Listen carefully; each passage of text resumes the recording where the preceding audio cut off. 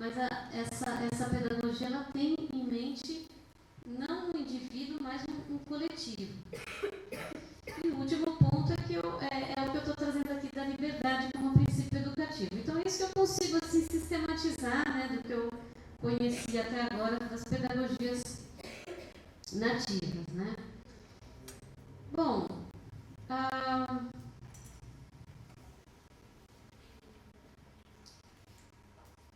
então, pensando um pouco agora, nesse ponto acho que a gente pode trazer mais concretude a essa ideia de liberdade como princípio educativo. Já falamos, né, vamos falar da pedagogia indígena, alguns pontos em comum, agora vamos pensar nessa ideia de uma liberdade como um princípio dessas pedagogias indígenas.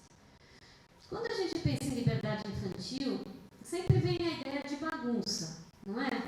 Vem à mente essa ideia de, nossa, as crianças estão sem limites. O professor saiu da sala e as crianças estão subindo nas cadeiras e jogando bolinha de papel, né? Mas não é... Ou então férias, né? As crianças saem correndo, jogam a mala longe, a mochila longe, estão de férias. Então não é disso que se trata, né? Quando a gente está falando dessa liberdade, a gente está falando... a gente não está falando de um sentimento de estar momentaneamente livre de um olhar disciplinador de um adulto.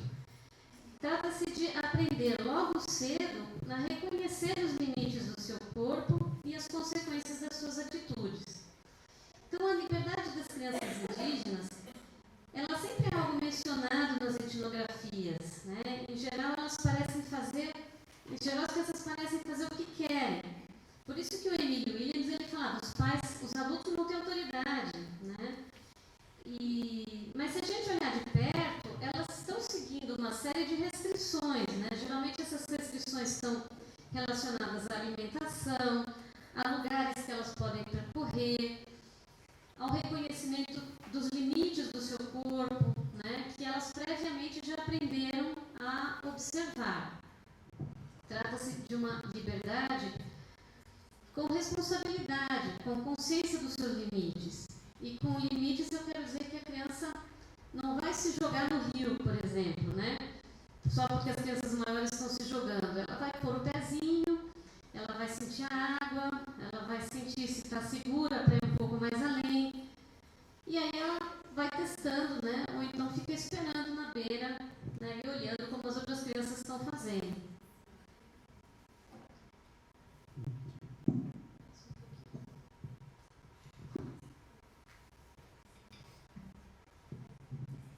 Uma primeira aproximação a essa ideia da liberdade das crianças, né, foi feita pela Clarice Kohn na sua dissertação de mestrado com os Kayaposh e Krim,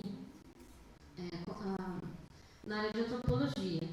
Então ela argumenta que, segundo os adultos Kayaposh e Krim, as crianças tudo sabem porque tudo vem.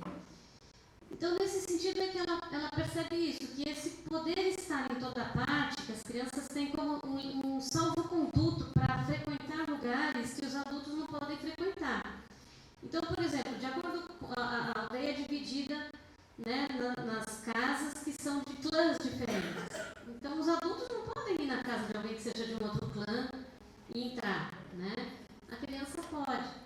Então, esse salvo-conduto que as crianças Kayaposh e Krim têm faz com que elas aprendam coisas, né, e consigam ter uma vivência diferente da dos adultos, né, e até mais ampliada do que a dos adultos. Então, a gente pode perceber que essa ideia da criança poder, essa qualidade abelhuda das crianças, né, elas poderem estar em toda parte, olhando o que acontece, né? É uma forma é um princípio educativo, né? No caso do Xikrin, então, as crianças não precisam cumprir as regras de etiqueta dos adultos, né? Elas têm uma liberdade que os adultos não têm. Mas nem sempre é assim, né? As crianças Garibima no Ouro, com que eu trabalhei, né, diferente dos Kayapó, quando elas estão soltas, elas não vão além dos espaços que são relacionados às suas famílias, né? E elas cedo elas vão aprendendo a reconhecer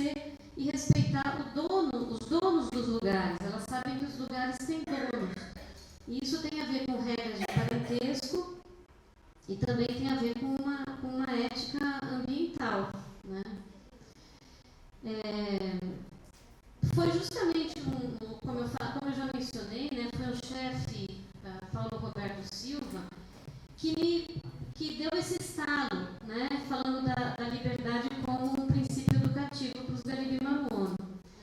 Ele fala da importância de soltar a criança, de liberar a criança na aldeia para ela poder pegar o ritmo da comunidade. Então ele não fala a palavra liberdade, ele fala soltar a criança, né? Liberar, ele fala, né? Ou seja, deixar ela correr solta.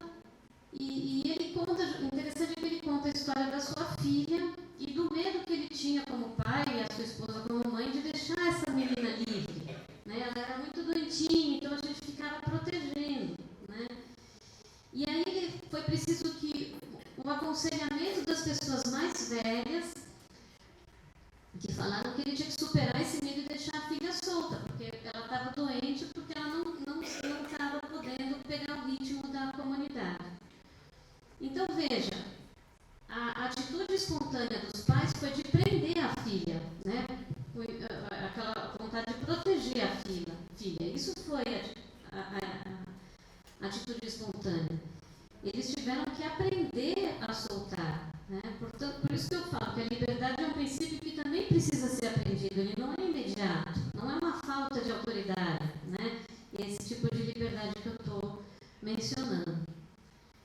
Então, não sei como é que está o meu tempo, mas, enfim, pensei agora em dar 2 exemplos, né, mais específicos, né, de como essa liberdade pode operar em 2 contextos. Um é que eu já estou falando, que é a pesquisa que eu fiz com os Galibi Maruono, e que é uma liberdade que está ligada à aprendizagem de atividades do cotidiano. E a outra é a aprendizagem, essa aprendizagem do que a gente poderia chamar como algo como um conteúdo, que a gente chamaria na escola, né? Que é a aprendizagem de um corpo, de um repertório de narrativas míticas de um povo que é trabalhado pela antropóloga Rosilene Maicon, que eu já mencionei. Tá bom? E aí eu encerro. Dá tempo? Como é que tá aí? Vocês estão conseguindo? Então tá. Bom, então como eu falei das crianças Galibi Maruono, eu quero trazer essa ideia, né, de que, veja, quando elas estão soltas, diferente das crianças Kayapó, que podem percorrer todas as partes da aldeia, elas têm esse salvo-conduto, as crianças Galibi Maruono ficam só nas áreas das suas famílias. Então a gente tem que entender também como que é o parentesco para esse povo, né? Então, essa ideia de que família se define de maneiras muito diferentes. E para os Galibi Maruono, a família extensa, que a gente chama de família extensa, ela é assim composta. É um casal mais velho, né? As suas filhas e os maridos das suas filhas e os filhos deles. E, eventualmente, algum filho solteiro. Por quê? Porque a regra de moradia deles é que quando que um casal novo, ele vai sempre morar junto da família da esposa, né? Então, os homens, eles saem da casa da sua família e vão morar com a família da sua esposa, né? E isso forma um grupo, que eles chamam ali de rã, né? A gente chama de uma família extensa, local, no termo da antropologia, né? Que é a partir dessa regra de residência da família da esposa. Esse grupinho de primos, eles se consideram como irmãos, né? Então, eles não podem, incide sobre eles uma regra de respeito, eles não podem ser futuros cônjuges, eles não podem namorar, não podem vir a casar, é como se eles fossem irmãos, né? A gente considera primos, mas eles consideram que são irmãos. As crianças, e esse é o trabalho de uma antropóloga chamada Camila Codonho, as crianças entendem que elas brincam juntos, aquelas com quem elas brincam juntos, elas não podem casar. A criança entende a regra assim, né? Eu brinquei junto com ele. E as crianças que são dos outros rãs, na mesma aldeia, elas não vão até aquele rã, porque se elas forem para aquele espaço, elas vão brigar.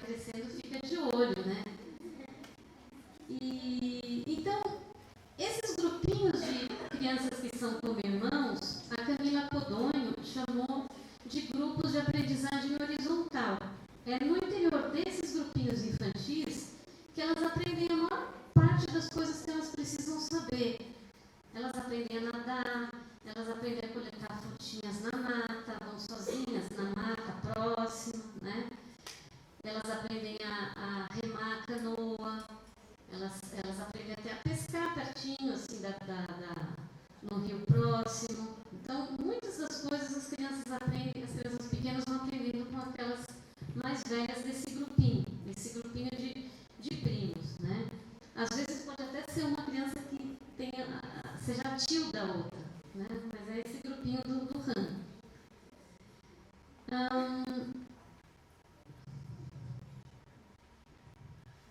Então, é interessante a gente pensar isso. A criança sabe muito bem que aquele é o grupo, aquele espaço é o espaço que ela pode percorrer livremente. Ela sabe que ela não pode naquele outro espaço porque ele tem outro dono, né? Que é a família que é o casal mais velho, né? Que é o casal mais velho do outro ramo.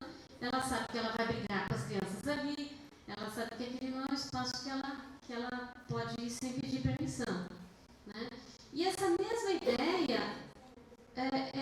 elas têm em relação à mata, em relação ao rio. Elas vão aprendendo que a mata e o rio têm os seus donos, né? Que aí são seres invisíveis, né? Que elas vão aprendendo a reconhecer. E que mata que é essa? É a mata mais fechada, né? Não é a capoeira próxima. Então, perto do RAM, tem áreas que foram já cultivadas, roças antigas da sua família. Então, aquela área elas podem percorrer. Elas percorrem essa área, elas vão buscar frutinhas, elas juntam frutinhas para vender, né? Para ganhar uma graninha. Então, elas percorrem essa área.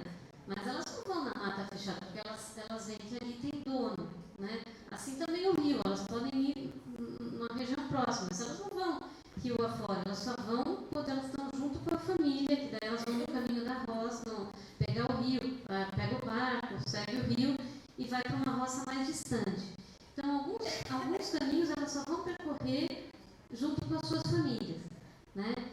Então, eu quero trazer com esse exemplo essa ideia de que aprender a reconhecer os limites do seu corpo, aprender a reconhecer os donos dos lugares, né? Isso diz respeito a uma ética ambiental, né? O pessoal das ciências biológicas aqui, né? Elas vão aprendendo uma ética de como lidar com o ambiente, de que aquele lugar ele não pode colher as frutas sem pedir licença, né?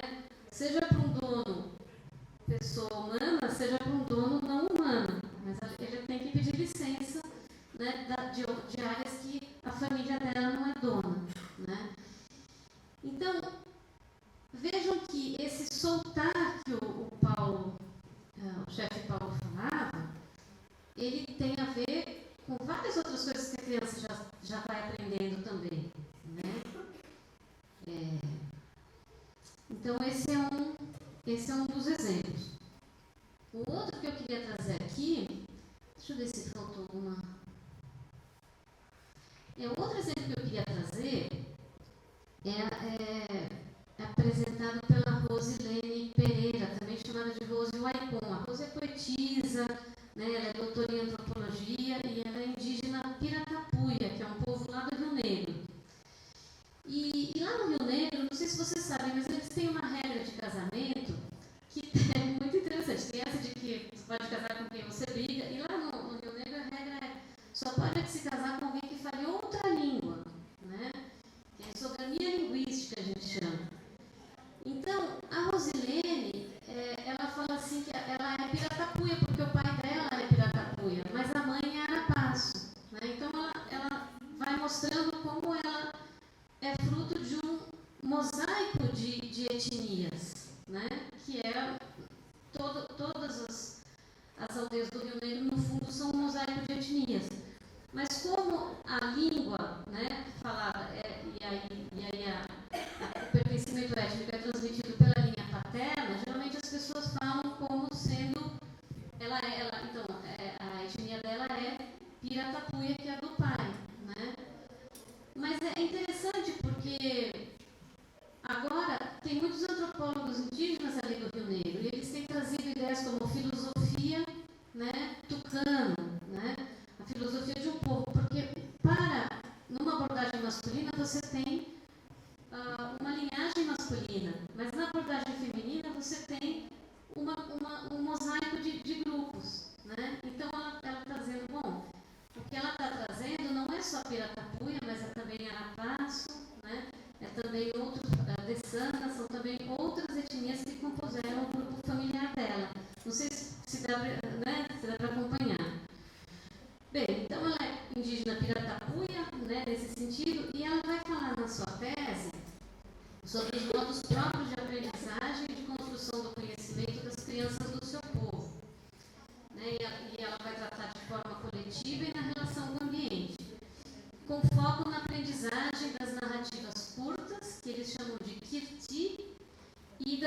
narrativas míticas, que eles chamam de Kirti Upusé, né?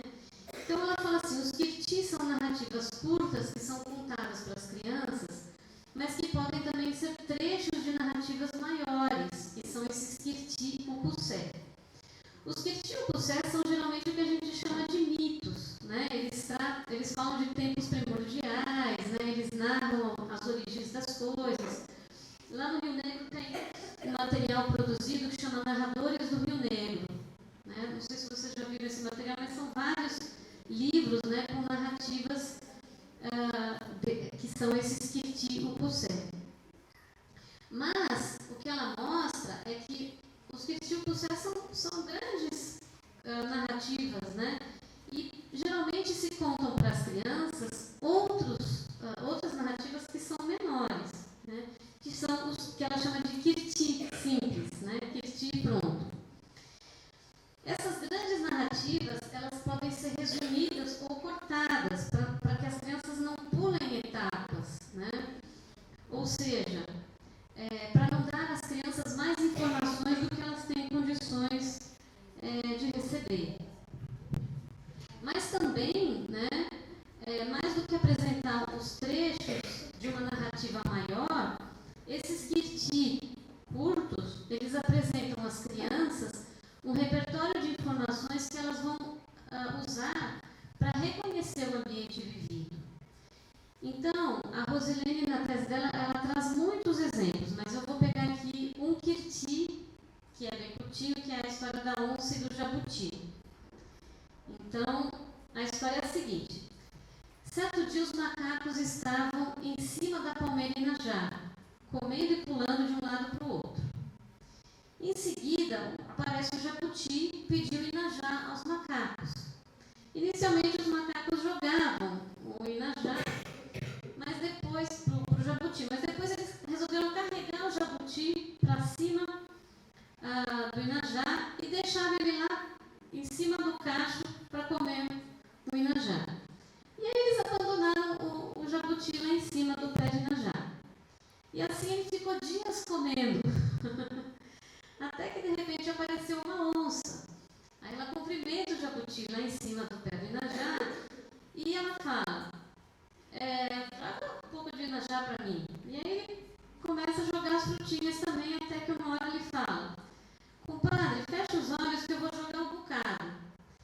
E quando a onça fechou os olhos, o jabuti pulou em cima dela, bateu na cabeça dela e a onça morreu. Aí depois de um tempo, passado anos, o jabuti passou novamente por ali e viu os ossinhos da onça. E ele pensou, vou fazer uma flauta. E aí ele pegou o osso da onça, os ossos da onça, juntou, fez uma flauta e passou a tocar uma música com o refrão. A canela da onça é a minha flauta. Aí uma outra onça ouviu a música e se aproximou e falou, então foi você que matou a minha irmã. Aí na mesma hora o jabuti tenta fugir e ele entra num buraco, mas ele é meio devagar, e a onça é mais rápida, pegou uma das patinhas do jabuti. Aí o jabuti começa a dar risada e fala assim, você pegou a raiz do uacu. E a onça, ludibriada, ela larga aquela pata e daí na mesma hora o jabuti pegou a patinha e falou, era minha patinha mesmo. E assim ele se salvou.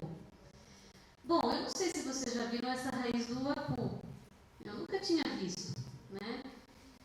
E assim também a criança que escutou essa história nunca tinha visto essa raiz ou nunca tinha prestado atenção nela, né? Mas a partir dessa história, a criança que já conhece a palmeira Inajá, já conhece os macacos, já ouviu falar da onça, né? Ela recebe essa nova informação. A árvore uacu tem raiz parecida com a patinha do jabuti, né? Então essa informação, ela fica com ela e daí quando ela vai para mata junto com seus pais, e segundo a Rosilene, para você encontrar uma árvore do uacu, você tem que ir muito no fundo da floresta, né? Ela não nasce na capoeira, ela nasce na floresta mais densa. Então, a criança não vai sozinha, ela vai indo com seus pais no caminho da roça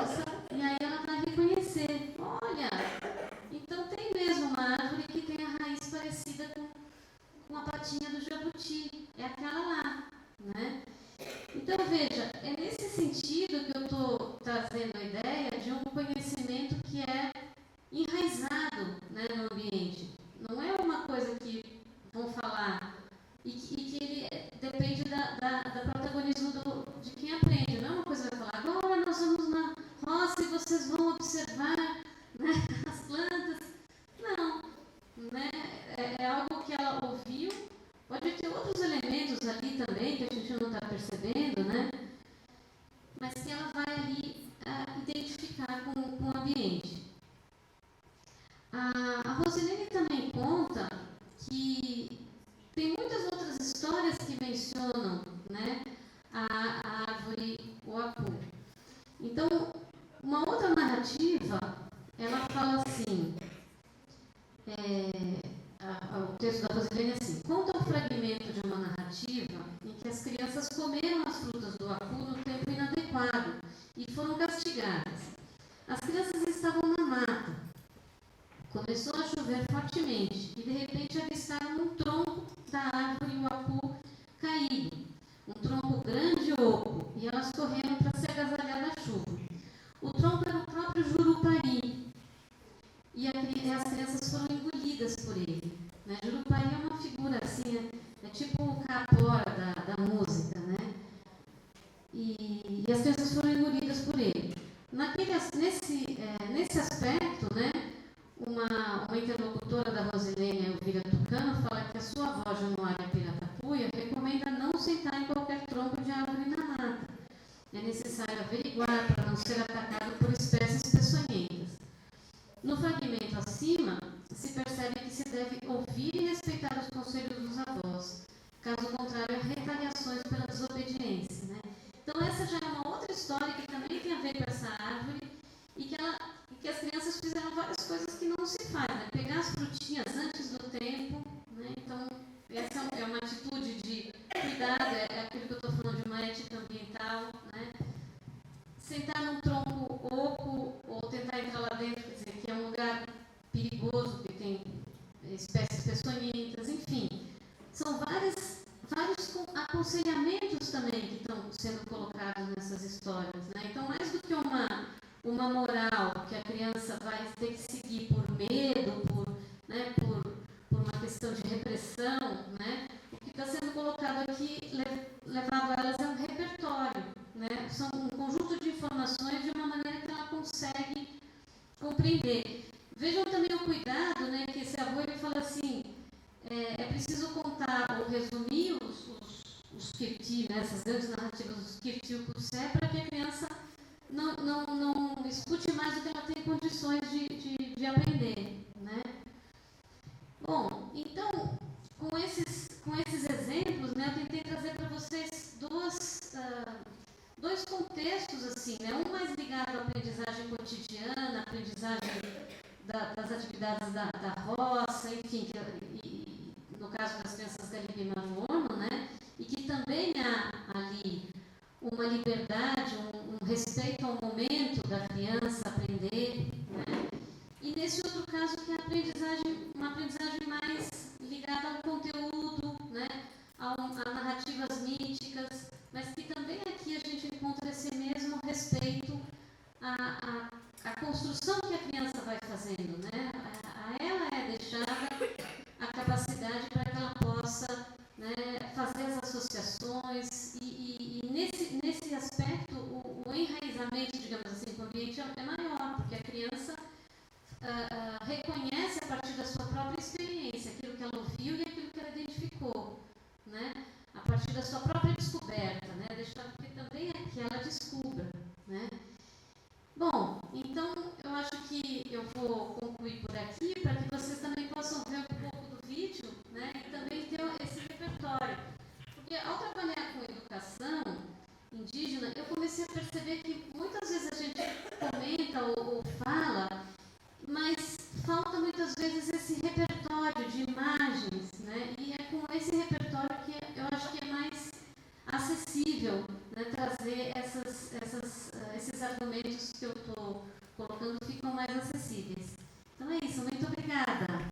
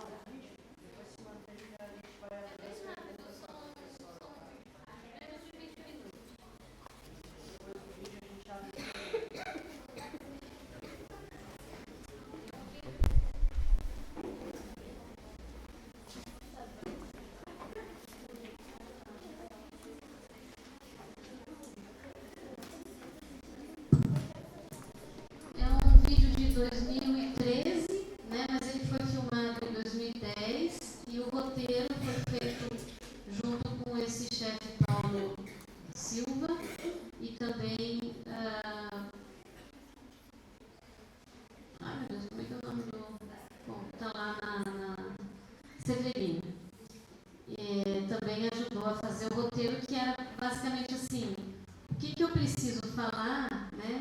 Sobre o que eu propus a eles é assim: eu quero falar sobre educação indígena. Sobre o que eu tenho que falar? E aí eles foram me apontando. Então você tem que falar sobre a roça, então você tem que falar sobre a casa de farinha, né? Sobre as massagens.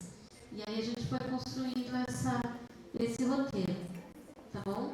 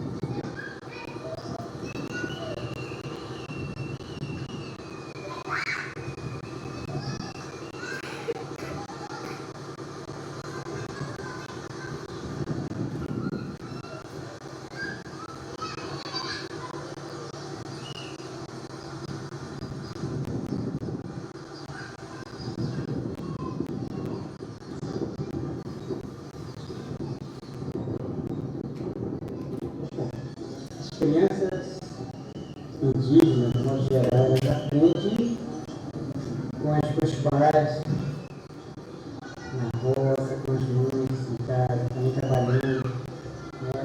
Sempre eles já crescem aprendendo as coisas, de forma de vivência da comunidade, da missão do seu povo. Por exemplo, aqui no Maranhão, os indígenas, nós, a gente tem como trabalho roças, né? Pescaria. Então, cada pai de família leva seus filhos para esse trabalho, para a roça, pescar, para andar no campo, para andar na mata. E desde criança já vem com essa coisa de estar trabalhando, de estar andando na roça, na mata, no cerrado, na água, tomando banho ali na água do corpo, né? E andando de canoa. Já sabe, desde criança, por exemplo, manusear com um remo, com a flecha, ou com, por exemplo, sabe pegar um facão, né? Sabe plantar, de criancinha, quando a gente vão para a roça, que a gente sabe praticamente fazer alguma coisa assim, mas eles pegam uma planta, uma coisa, eles estão prontos, eles querem pegar. O importante é que eles estão lá nesse trabalho. E todo o tempo, assim, vão crescendo nessa cultura, vivendo junto com os pais, e assim eles vão vivendo. Todo o tempo eles ficam colados, vendo os pais participando.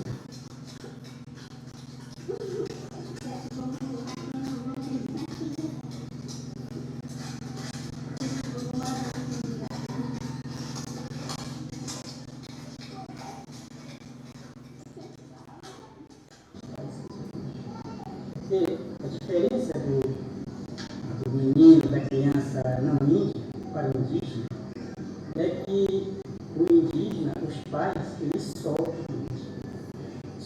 para andar, para correr no chão, soltam para tentar nadar por eles mesmos, né? Eles mandam eles pescar em pequenas canoas lá no rio, então eles não fazem nada, né? Diferente do civilizado, que se chama de branco, ele não tem comunismo, não tem medo. Mas é uma coisa, eu acho que o não índio, por exemplo,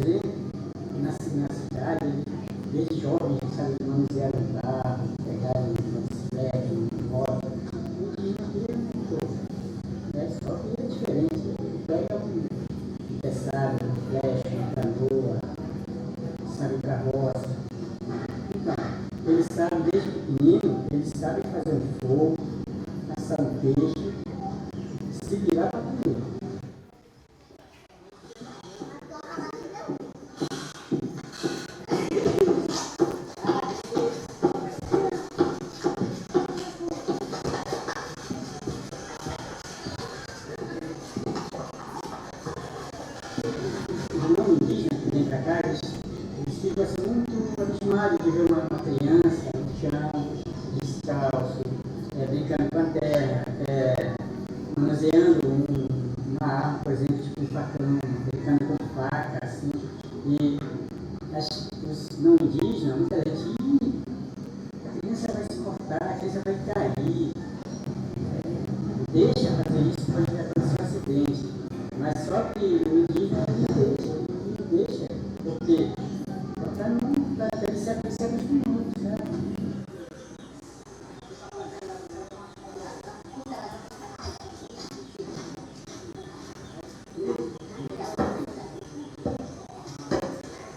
A primeira filha nossa, Kátia, a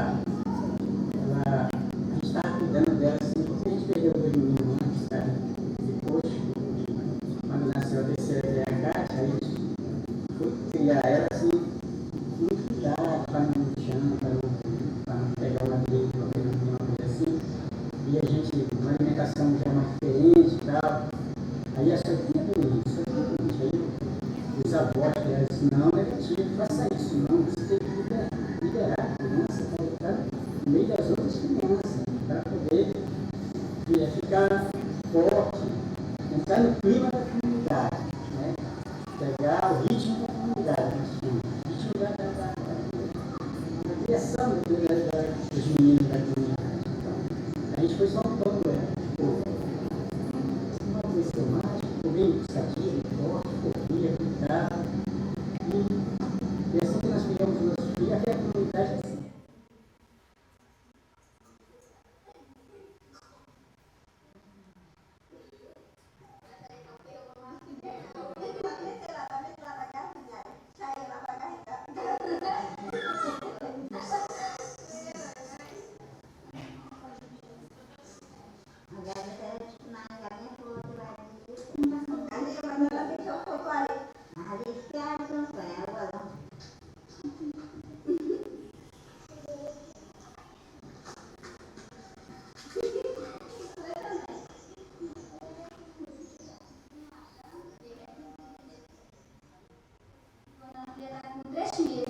De 3 meses em diante já dá para ver o local certo, se a posição está certa ou não, se está movimentando bem. Aí nessa hora que elas já vão observar se a criança está normalmente, está crescendo bem, se a mulher também. Aí nessa hora que elas ficam observando tudo. Mas a hora certa que elas puxam quando a mulher está a partir dos 3 meses é de manhã. De manhã é mais. Porque de manhã a mulher está com uma barriga dela vazia e ela vai ver tudinho, o local, se treina a cabeça, se dá certo, a posição certa, se está tudo certo ou não. Aí essa hora que elas observam tudo.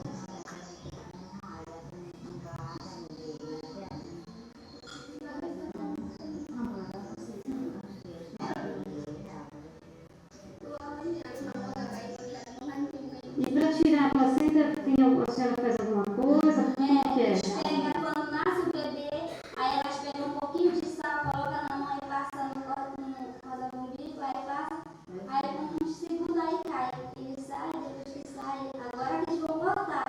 Esse também é diferente do branco, né? Quando ganha no hospital. Aqui nasce a criança, aí já corta. Aqui não corta, a gente espera sair a placenta, aí depois que vão cortar, depois que corta, agora vão cuidar do umbigo da criança, espera no fio que eles fazem, amarram bem. Aí a placenta bem, eles pegam e colocam numa vasilha, um negócio no pano, eles enrolam e vão enterrar. Já tem que enterrar no lugar onde se a criança nasceu aqui, então vai ter que enterrar aí no lado.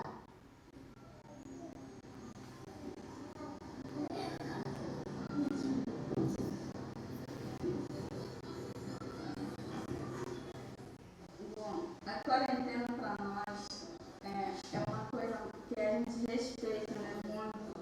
Logo quando uma mulher depois do parto, a mulher tem que ficar 40 dias sem fazer nada. Só come, bebe. Aí tem uma pessoa que cuida dessa mulher, né? Lavar a roupa dela, fazer a comida dela, lavar a banho da criança.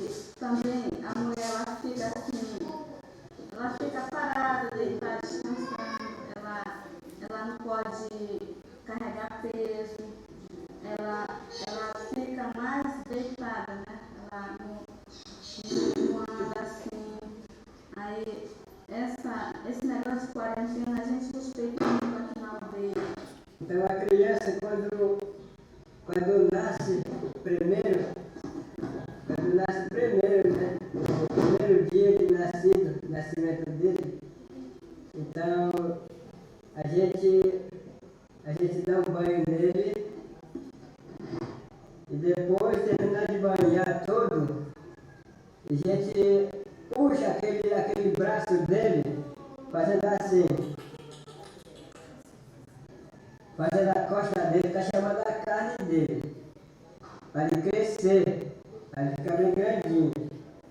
A bunda, está fazendo a bunda dele, para ele ter bunda, porque ela fica bem chata, não tem bunda, tem que fazer a bunda dele.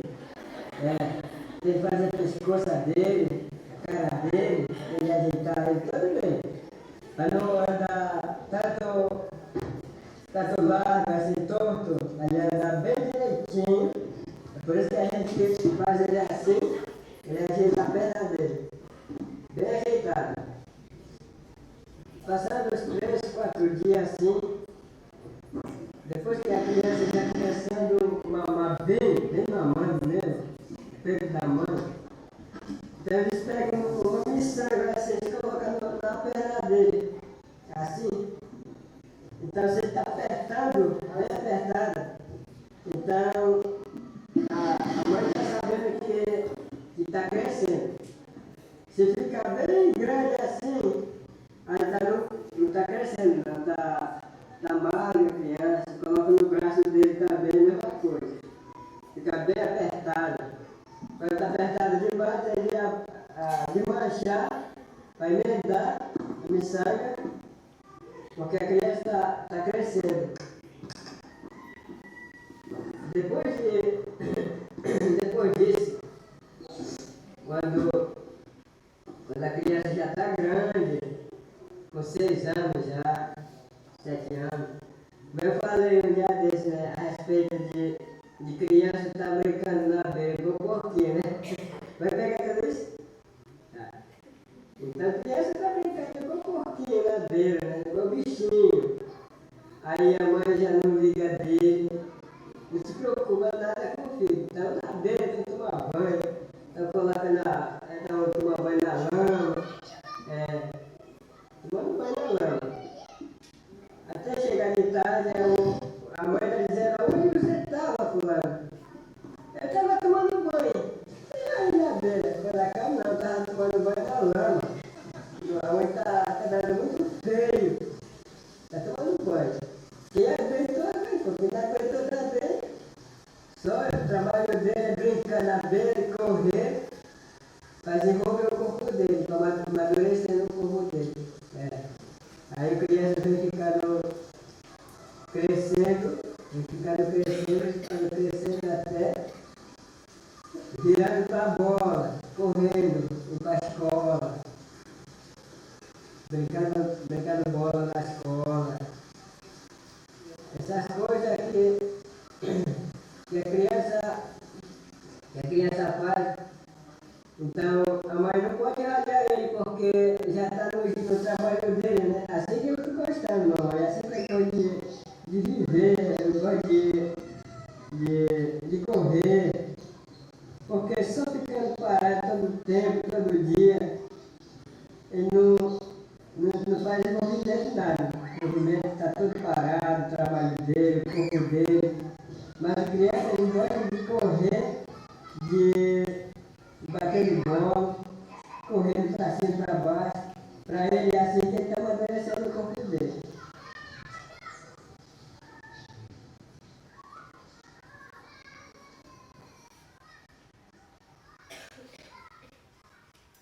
A cultura indígena é desse jeito mesmo, porque desde o menino nascer com 5, 6 anos, vê que os pais, as mães, todo dia trabalham na farinha, então aquela criança vai aprender, tem que aprender a fazer a farinha. Para ir para a roça, tem de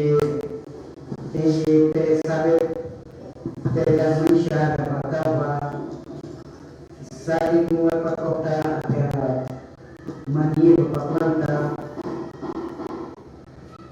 Digamos, se o índio deixar essas coisas, então um dia, se não tem emprego, aí é ruim para ele. Digamos, vamos passar para outro. Pescador, porque tem índio que sabe flechar, pegar sua flecha, e não carrega arma de fogo,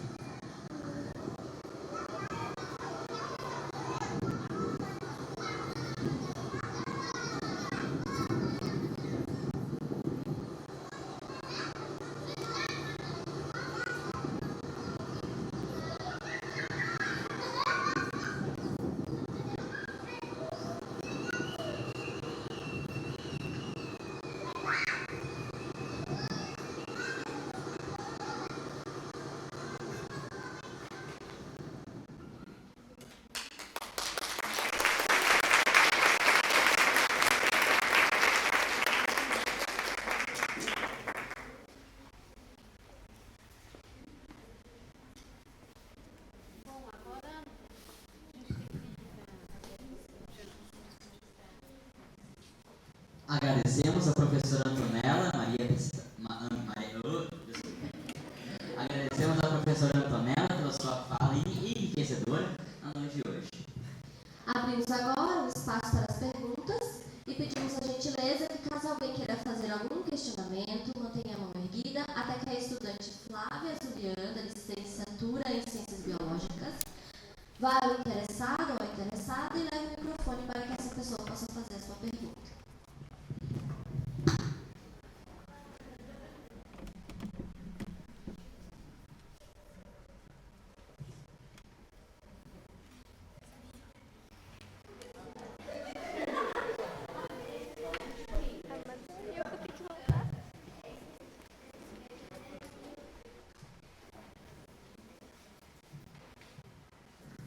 Boa noite, sou o Cristiano, tudo certo? Muito legal a palestra. E a minha pergunta é referente mais à parte da etnologia, ou talvez etnografia. Eu queria saber se as diferentes construções culturais dos povos indígenas podem de alguma forma atrapalhar o aprendizado ou a educação quando inseridos em escolas regulares.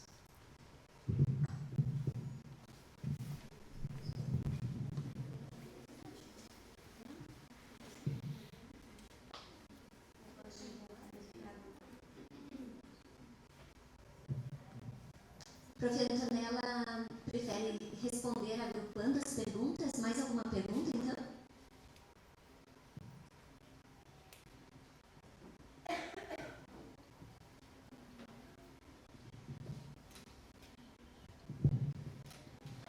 Bom, olá pessoal. Professora, muito agradecida pela tua fala. É um tema que me interessa muito, até quando o professor Christian comentou, né?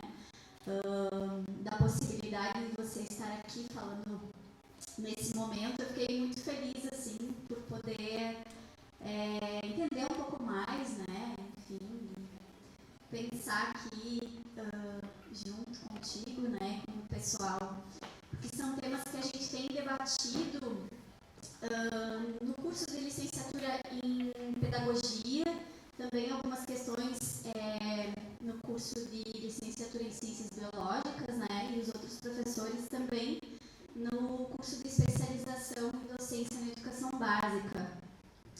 Mas aí eu fiquei pensando em várias questões, mas principalmente em relação aos debates e discussões que nós temos em relação à educação infantil.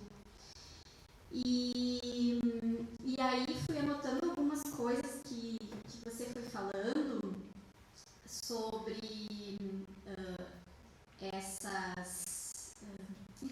esse entendimento, né, dos povos indígenas, e fiquei encontrando algumas, não sei se posso dizer semelhanças, mas algumas coisas que talvez possam se aproximar com o que a gente tem hoje relacionado às diretrizes curriculares para a educação infantil em alguns documentos, né? E também em alguns movimentos que a gente tem visto, pelo menos, né, no que a gente vem estudando, que a questão da oralidade, né, a questão do cuidar e do educar, que as diretrizes trazem, né? A questão da descoberta, da experiência, a ideia do grupo, dos pares, a ideia do tempo, né? E também dos eixos que são colocados, que são as interações e brincadeiras. Então, me parece que tem algumas coisas que a gente pode estar tentando pensar a partir dessa aproximação, né, com as pedagogias indígenas. Porque fico pensando, e é uma inquietação, né, por que a gente muitas vezes vê essa busca para pensar esse cotidiano da educação infantil a partir de experiências que estão fora do Brasil, por exemplo, né? Nós temos hoje muito forte a perspectiva italiana. Nos documentos oficiais a gente vê isso, né?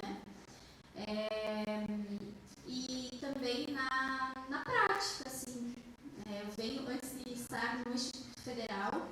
Eu trabalhava na educação básica e trabalhei em escolas de educação infantil. E aí, o discurso em relação a essa busca de pensar no próprio tempo, na não mecanização das práticas da educação infantil, e dessa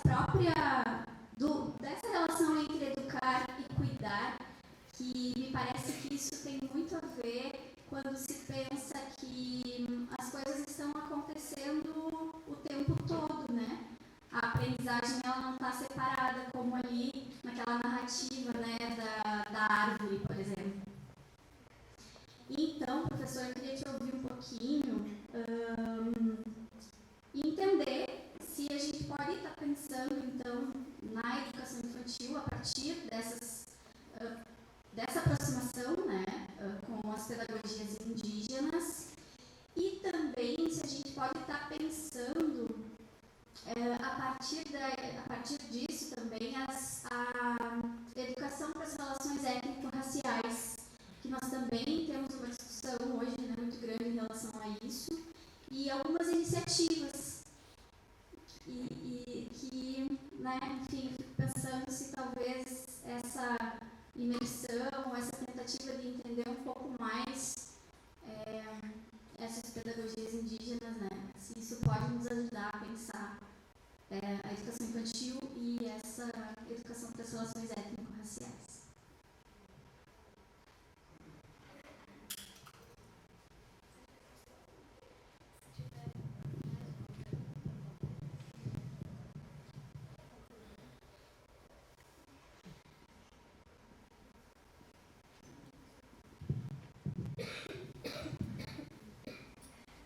Estou pertinho, mas enfim, para todos possam escutar, prof.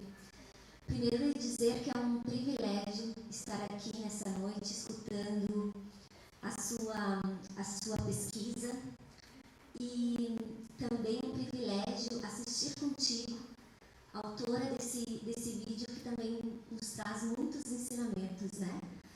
No curso de Pedagogia e no curso de Licenciatura em Ciências Biológicas, nós estamos no momento de reestruturação do PPC, do projeto pedagógico do curso, e eu acho que é uma ótima oportunidade de pensarmos sobre outras questões, além daquelas que nós estávamos prevendo nos PPCs atuais, digamos assim. E eu acho muito interessante essa sua pesquisa, no sentido de que a gente pode pensar a escola no espaço da aldeia indígena, mas também pensar que nós temos outros espaços de aprendizagem além da escola. Então, esse acho que é um grande desafio, de que nós, enquanto estudantes de licenciatura, professores, possamos pensar numa educação e numa aprendizagem que ocorra em outros espaços, além da escola, além da sala de aula.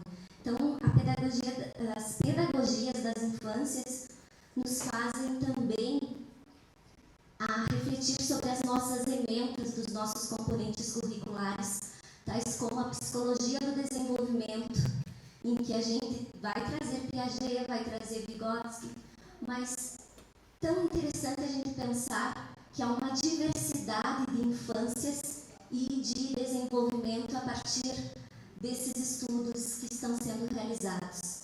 Então, fica aqui o nosso compromisso de, enquanto está pensando essas emendas, essa reestruturação, a gente possa incluir na nossa formação inicial e na nossa formação continuada essas temáticas que nos ajudam a pensar as sociedades indígenas, mas nos ajudam a repensar, a questionar os modelos que nós temos de forma geral de escola, de ensino e de aprendizagem.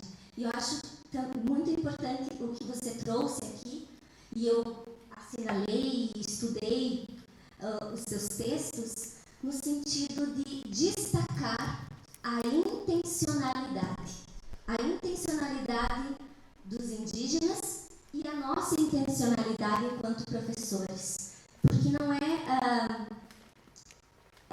o soltar com responsabilidade, com acompanhamento, com cuidado.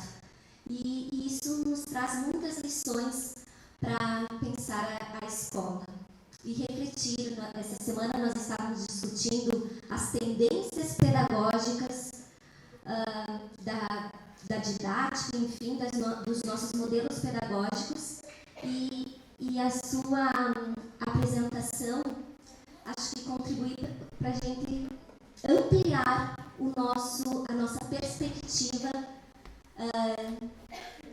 de não indígena, assim. Então, muito obrigada, professora. Eu acho que eu acabo não trazendo uma questão específica, porque eu acabei explorando nos bastidores algumas dúvidas que eu tinha, inclusive em relação à educação e cultura digital e à educação indígena. E lhe agradecer, então. Muito obrigada, professora Antonella.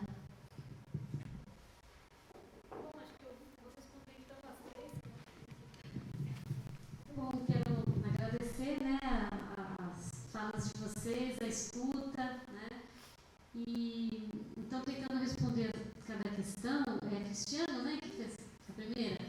Então você está colocando assim como os diferentes contextos culturais podem, como as crianças de diferentes contextos culturais podem vivenciar a escola regular, né, e que dificuldades que isso apresenta, né. Então, de fato, assim, essa é uma realidade de muitas crianças indígenas que saem das aldeias para frequentar escolas nas cidades, né? E como eu estava falando, não é só uma língua que é diferente, mas é uma outra epistemologia, uma outra forma de construção do conhecimento. Então, realmente, o esforço que essas crianças fazem é um esforço muito grande. Às vezes a gente pode falar, não estou entendendo nada, mas elas estão fazendo uma decodificação que vai muito além desse esforço que a gente faz. Eu vou aprender inglês, né? Pô, que difícil entender essa outra língua. Mas a gente tem um repertório, por mais diferentes que sejam, um certo repertório comum. Então, é uma outra epistemologia, outras maneiras de produzir o conhecimento, e isso faz com que esse esforço seja bem grande, né? Por isso a ênfase, daí toda a legislação é por escolas interculturais, que as crianças têm esse direito de frequentar escolas que respeitem, né, suas línguas e processos próprios de aprendizagem, né? Mas, por exemplo, uma dessas diferenças grandes de epistemologias, né? Um exemplo mas aí a escola era da aldeia, era uma escola da aldeia Chavante. Isso foi descrito por uma antropóloga chamada Mariana Kawal. Então ela era professora da escola Chavante. E aí, na hora de avaliar, ela avaliava cada criança individualmente. E aí um irmão, na hora foi fazer a avaliação pelo outro. E ela falou, não, mas não pode, é teu irmão que tem que fazer a avaliação. Como é que você vai fazer a prova pelo outro? A gente entende isso como uma coisa de um impostor, né? Não pode, é teu irmão que tem que fazer a avaliação. Não, mas ele é meu irmão. E aí ela foi ver ele e falou, mas ele é meu irmão, a gente faz tudo junto, né? O que eu sei, ele sabe. E aí ela não pode, a escola é individual, né? Então, veja, é uma outra. Aí ele falou, mas ele é meu irmão. Inclusive, para o Chavante, a esposa de um irmão, ela é uma esposa compartilhada, digamos assim, né? Como eu vou dizer, né? Mas a gente até pode ter a mesma esposa, né? Então, veja, a identidade, a própria ideia de um indivíduo, né? Que claro que sabe que ele é uma pessoa e o irmão é outra, mas não tem essa ideia de indivíduo. Então, a ideia individualista que a gente tem, né? Então, eu acho que são muitas as diferenças, mas isso não impede que a criança frequente a escola, aprenda um monte de coisas, né? As crianças indígenas têm mostrado isso, elas têm, né, frequentado as escolas não indígenas e superando muitas dificuldades, elas têm aprendido e a gente vê hoje, né, o Eloy ali falando, o Eloy Terena, né, que é doutor em antropologia, doutor em direito, né, falando ali no STF. Então,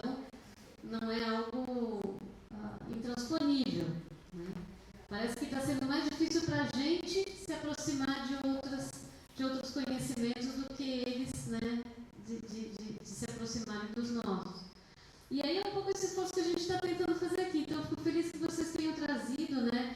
Thaís? E Thaís.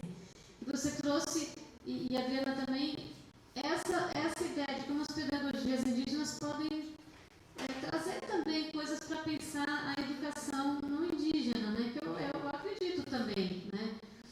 Então, sobre a educação infantil, eu não acompanho muito assim a legislação, mas o que eu vejo é que você trouxe essa dimensão do cuidar e do educar, né? E que muitas vezes para a gente o cuidar fica meio desvalorizado ali, né? Sendo a parte de pessoas mais com menos formação, né? E o que a gente está aprendendo assim com populações indígenas é a importância do cuidar, né? Cuidar do corpo, então, vocês viram aquela massagem, né? Aquele cuidar do corpo da criança, cuidar do corpo da família, cuidar do ambiente. Então, o cuidado é algo muito central, assim, foi interessante que você trouxe, porque esse cuidar ele é muito central, né, nessas pedagogias. Então, alguns trabalhos têm inclusive feito por antropólogas indígenas, tem agora um doutorado defendido pela Josileia Caingangue, que ela está trabalhando agora lá no Ministério dos Povos Indígenas, ela é assessora, ela é secretária-geral do Ministério. Então, ela defendeu uma tese que ela trabalha com essa dimensão do cuidado, né? E um cuidado que é feito por um grupo de mulheres, não é só uma pessoa que é uma mãe que é responsável por cuidar do filho, né? É um grupo de mulheres que se cuidam ali, e cuidam dos filhos, como um cuidado feminino, assim, ela resgata a importância do cuidado, que a gente muitas vezes vai desvalorizando, né?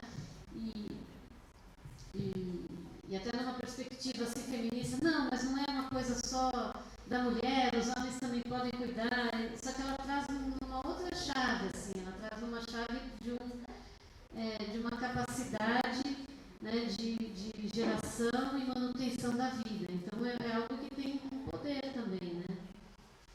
Então, e aí me lembrou de um relato também um trabalho de uma tese, só que agora eu não vou lembrar a autora, mas ela trabalha com mulheres indígenas que moram em Bogotá e criaram uma creche infantil que inicialmente foi pensada para crianças indígenas, mas que começou a ser frequentada por crianças não indígenas, né?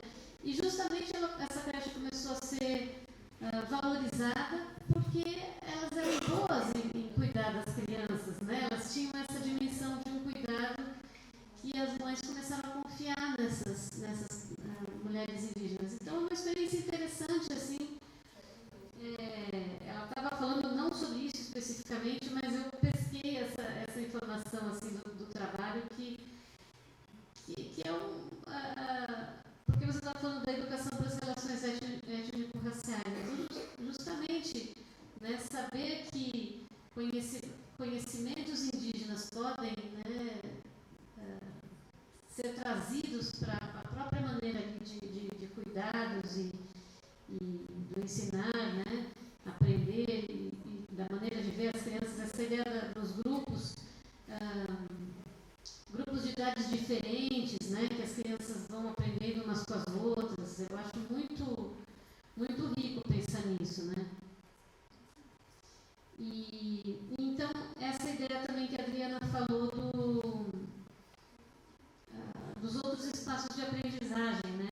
De reconhecer que tem outros espaços de aprendizagem além da escola.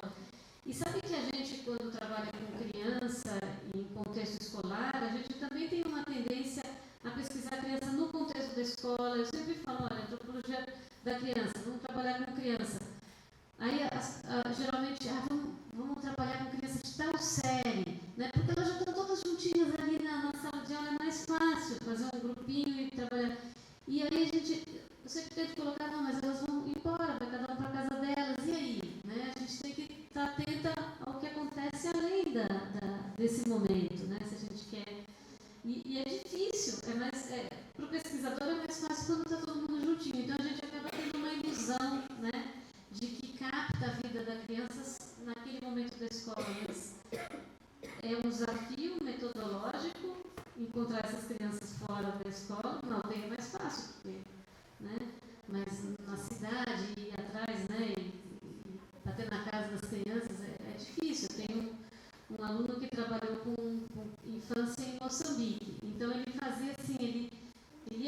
das crianças e fazia o caminho da casa à escola, depois da escola até a casa, né? Ele começou a pedir se podia acompanhar as crianças nesse caminho, e aí ele foi conhecendo as famílias, ele foi conhecendo, algumas famílias convidavam para entrar, né?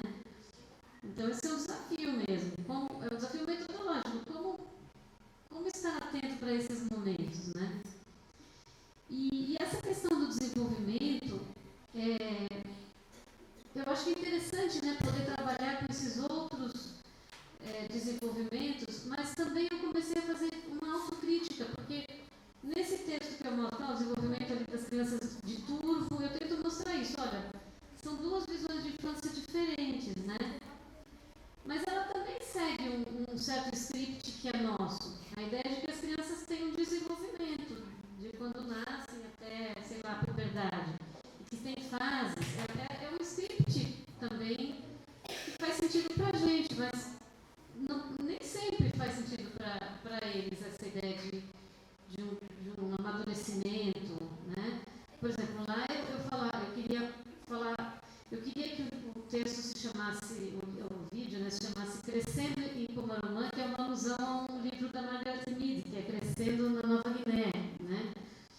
E eles falavam crescendo, não, criar corpo, o que a criança faz, ela cria corpo. Então, a ideia de um desenvolvimento, a criança cria corpo, né? Então, também, eu acho que foi importante fazer esses quadros, até para a gente mostrar, olha, tem, né, o que para uma criança, para um grupo, é razoável fazer aos 12 anos, para um outro grupo não é, né, para mostrar. Eu acho que é importante fazer essa sistematização, mas também com o pé atrás, assim, de que essa sistematização faz sentido para a gente, né? Depois eu fui dar uma aula de chamava Infância Indígena, era uma aula para o curso de licenciatura indígena que estava justamente com essa demanda de ter educação infantil na aldeia, e aí tem todo um debate, vai ter educação infantil, não vai, mas daí os pais vão trabalhar fora, então eles precisam, começa a ter uma outra demanda que é ter um espaço infantil na aldeia.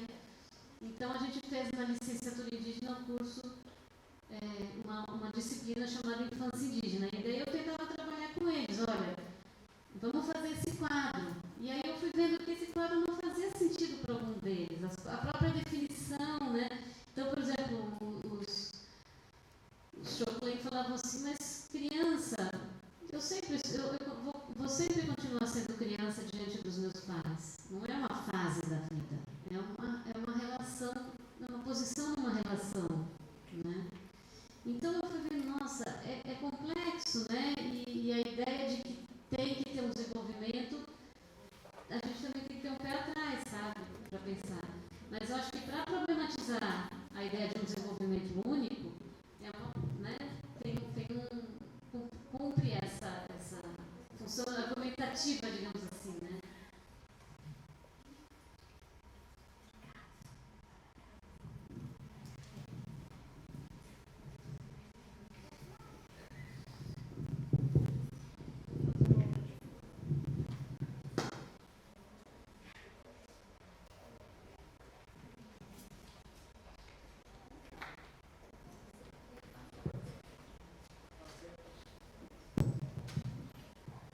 Fazer mais uma questão. Primeiro, agradecer, Antônio, a tua disponibilidade em vir. Acho que ficou claro a felicidade de todo mundo te receber. E quando a gente começou a discutir, foi justamente isso, porque às vezes a gente tem pouco tempo com os alunos, a ponto de trazer esse contraste, né? Entre perceber que não existe uma única forma de educar, não existe uma única pedagogia, nem uma única forma de pensar como se educa. E também não existe só uma maneira, como tu falaste agora, uma maneira de se desenvolver, existem várias. E eu acho que isso é uma reflexão muito válida para a gente, principalmente, às vezes pode parecer que a gente está falando de antropologia, mas aí o pessoal das biológicas, como é que fica isso? E aí eu acho que é legal pegar o gancho das biológicas, justamente uma coisa que eu fico sempre muito incomodado, com o tempo tem ficado mais incomodado com isso. A questão da nossa epistemologia de ter dividido tudo, de ter separado tudo. Então separou o meio ambiente do homem, separou os pais das crianças, separou o cuidado, como falou aí, separou o cuidado, educar, e foi separando tudo. E aí nos parece que falta uma integralidade, né? Uma restituição de uma integralidade da vida social, que nos separou também entre nós. Então, quer dizer, as pessoas têm desconfiança do vizinho, de estar com o filho do vizinho, separa a criança das atividades familiares diárias. A criança não incomoda, vai lá para o celular, sai daqui da cozinha não é lugar para criança. E a gente percebe que em outras culturas, em várias culturas indígenas, a criança está ali meio que o tempo todo ali vivendo com os pais, ainda que não pareça que eles estão atentos, eles estão atentos ali, sempre as crianças. E essa pedagogia da vida, essa pedagogia do cotidiano, não precisa separar a criança de casa para ela aprender, ela está aprendendo ali.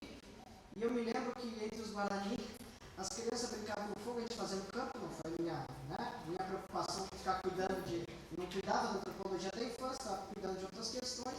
E eu me lembro que eu ficava o tempo todo, os pais com as crianças brincando na volta, e a criança com a faquinha, a criança brincando na volta do fogo. Cada vez que a criança chegava perto do fogo, parava de gravar e fazia assim, para segurar a criança. Pelo amor de Deus, a criança vai se queimar, e toda vez os pais riam de mim. Justamente por conta dessa coisa que tu fala do desenvolvimento. A única resposta que me deram, Christian, se ela se queimar, vai se queimar uma única vez na vida.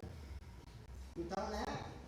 E já estava, a criança já estava preparada naquele momento, só que a gente não consegue perceber essa criança, né? Essa criança que já. Será que é uma criança, no sentido de. Até que ponto essa criança se desenvolveu até aquele momento ali? Será que ela pode? Só que a gente usa de modelo as nossas crianças para todas as crianças, e não é isso. Né? No teu texto em Turvo, a gente também vê que as crianças desde pequenas já estão ali na roça, enfim, já estão brincando ali com os animais.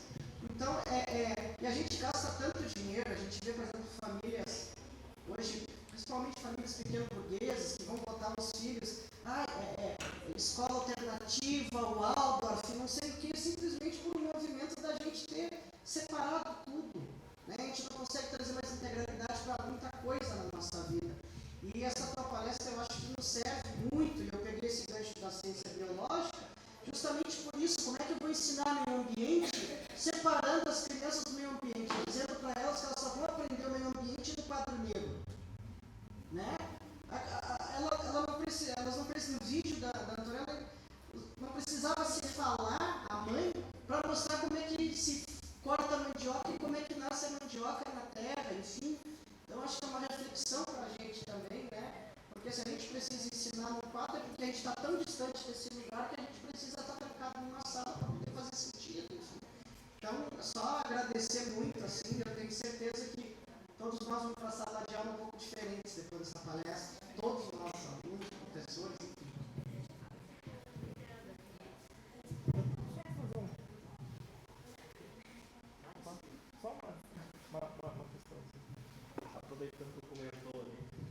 Aproveitando que o Cristo comentou, eu lembro que tu frisou na tua fala a respeito da territorialidade, quando comenta da aprendizagem. Eu acredito que essa parte territorial está muito relacionada do cotidiano, né, que eles vivem. E se a gente for ver, por exemplo, até do vídeo, eu costumo reparar. Eu reparei até no bonezinho do CMBio deles, mas a respeito, por exemplo, eles sabem a nossa língua, né? Então, assim, às vezes esse esforço maior tá muito centralizado neles, né? Essa aprendizagem a respeito. Eu lembro uma vez que participei como colaborador, uma análise de TPP de uma escola indígena. E uma das coisas que eles faltaram é justamente isso. Eles queriam formas que, na verdade, não tivessem muito pautado no conteúdo em si. Mas isso que tu falou, aí eu vi o contexto, né, o contexto do cotidiano deles, né, que fizesse mais sentido. Na verdade, é mais um comentário, aí o Cristian levantou nessa parte territorial da aprendizagem, que eu achei interessante.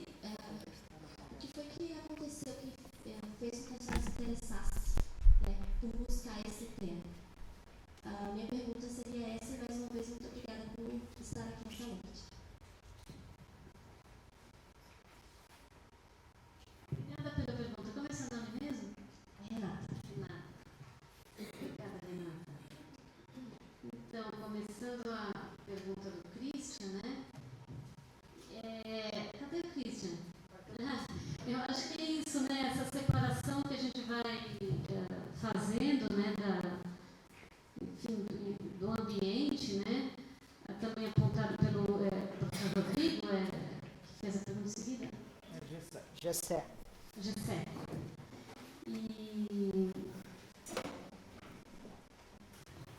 Então, eu acho que eu também tinha essa mesma dinâmica, assim, né? Eu via a criança com a faca, eu já ficava, eu tenho que me controlar, porque...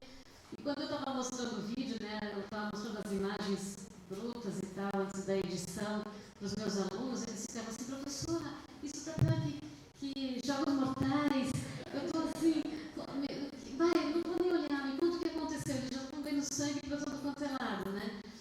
E aí, quando eu mostrei o vídeo, eu levei, né, o vídeo já editado, pedindo autorização deles, né, para poder divulgar. Aí eles falaram, tem que colocar aquela frase dizendo que as crianças, as facas não são afiadas e as crianças estão com supervisão de um adulto, porque senão o conselho tutelar vai nos pegar, né? Então eles sabem também o que pega ali, o que pode ser criticado. E de fato, aquela menininha, ela tinha 2 anos e aquela faca não estava afiada, mas ela tinha uma ponta, né? E a menininha estava até gritando, reclamando para a mãe, pô, isso daqui não está...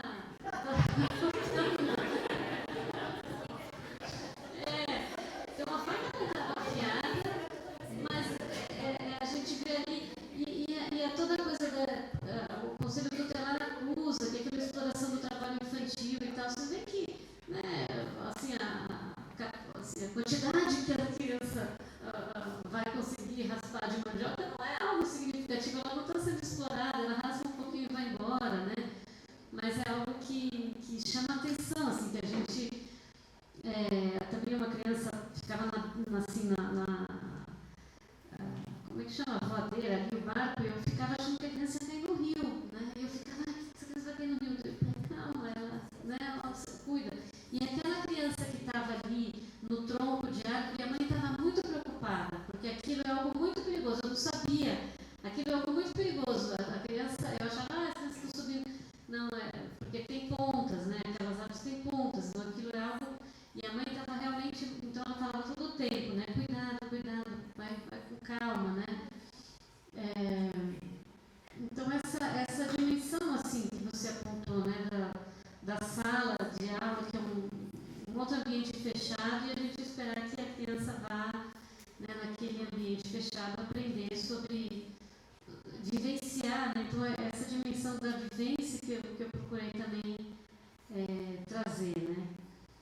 E o Gessé falou da questão da territorialidade, às vezes o conteúdo, né? Porque é interessante isso, assim, como o conteúdo é algo que ele no momento que a pessoa está interessada, ela vai procurar aquele conteúdo e ela vai conseguir aprender, mas se a gente parte do conteúdo, né, não funciona. Então, realmente é muito mais atenção a uma vivência. Eu acho que isso é interessante. E as escolas indígenas, elas têm essa possibilidade, porque elas são interculturais, né? Então, é um desafio, elas podem ter mais experimentação, né? Eu acho que esse é um desafio para as escolas não indígenas também.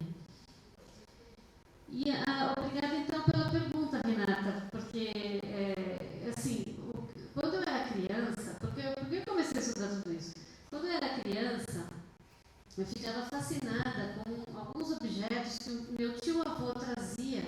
Ele era médico, né? E ele fazia um trabalho de erradicação da tuberculose entre os Bororo e Chavante, né? O tio Geraldo Salomão. E, então, nesse projeto, né, ele tinha que todo ano passar um tempo fazendo o trabalho e todo ano ele voltava com muitos objetos. Isso é interessante, assim, né? Como os objetos são fascinantes, né? Então, eu via aqueles objetos e eles tinham outras matérias-primas, eles tinham outras formas. Eles falavam de outras coisas, por exemplo, na minha ingenuidade, né? Na minha época e na minha ingenuidade infantil, eu tinha classificado que mulheres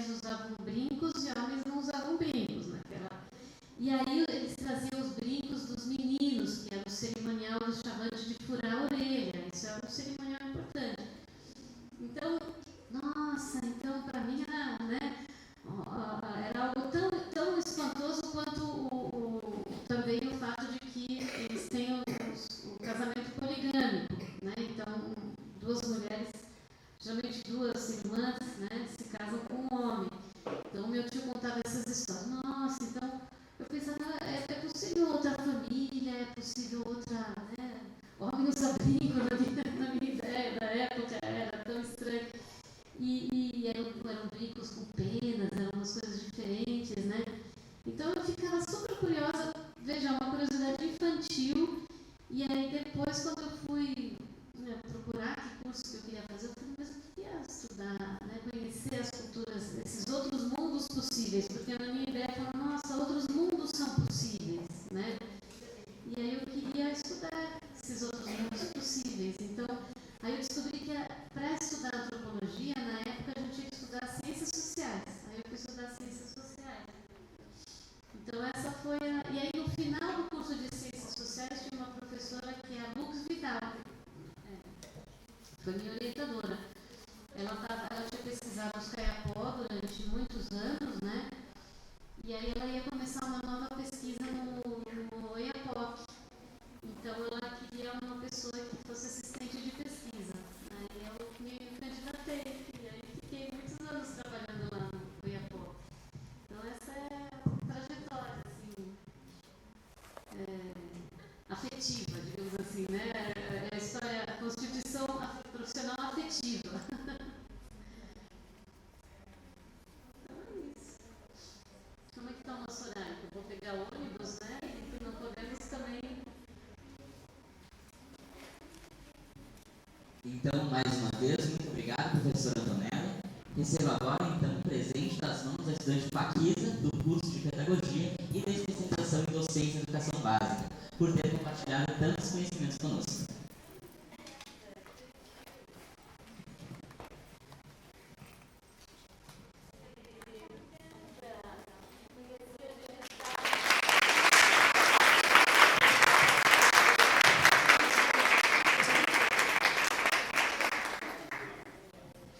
Vamos nos encaminhando para o momento final, também agradecendo aos servidores do IFRS aqui presentes, e em especial a vocês, estudantes dos cursos de licenciatura e da especialização.